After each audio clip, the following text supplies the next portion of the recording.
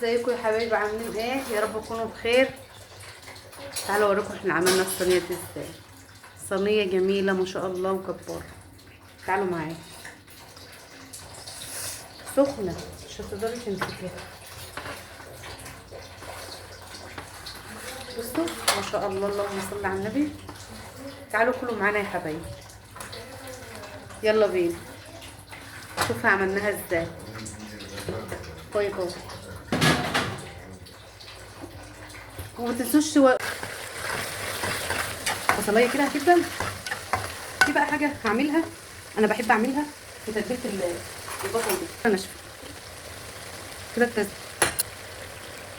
البصله التتبيله اهي. انا مش عايزاها تدبل قوي على فكره البصل، عشان تدينا تبقى مسكره كده. ديت معلقه كزبره، انا بحب احطها كده على البصل، تديكي ريحه حلوه قوي للمفاجاه اللي احنا هنعملها.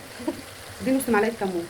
انا بحب احط التوابل بتاعتي على الرز لما بخلص خالص التسبيكه، بس ديت بتطلع ريحه كده جميله، بتطلع ريحه جميله كده في التسبيكه معانا.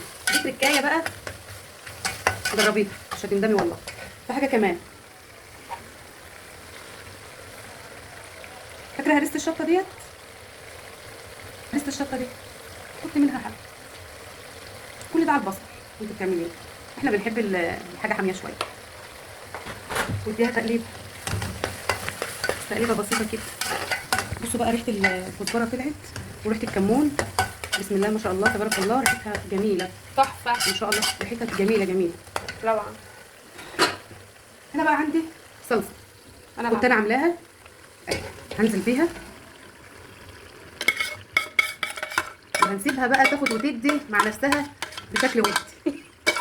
صلوا على النبي يا حبايبي.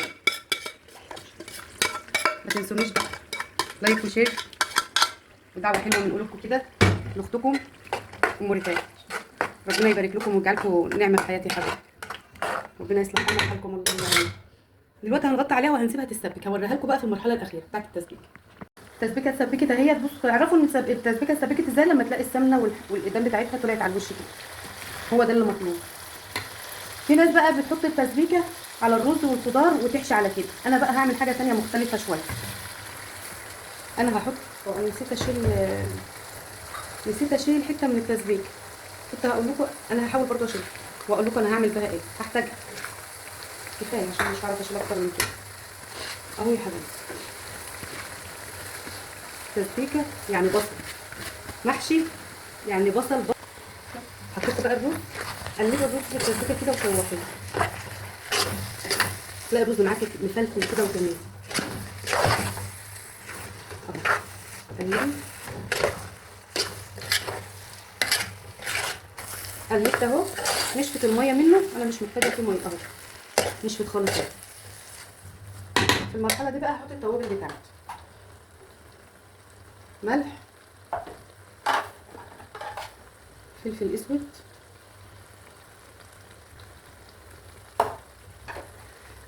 يا حبايبي التوابل ديت اللي هي 7 بهارات اهي. احط معلقه كزبره. دايما تحطي التوابل بتاعتك ديت وانت بتشوحي الرز عشان الريحه تبقى جميله. ما شاء الله الريحه جميله، ولو انتوا معايا هتشموا الريحه ما شاء الله جميله ما شاء الله تبارك الله. بسم الله ما شاء الله. قلبت، ننزل بقى بالخضار. خلي الخضار دايما في الاخر عشان ما يبقاش دبلان معاكم. انا في المرحله دي بقى هطفي واقلب كده. بسم الله ما شاء الله، اللهم صل على النبي. انا حابه اشكركم يا حبايبي وكل اللي بعت لي تعليق على الصفحه وتفاعل معايا. ربنا يبارك لكم ويكتب في خواطركم يا رب زي ما انتم جابرين بخاطر كده بحق الايام المفترضه. اللهم امين.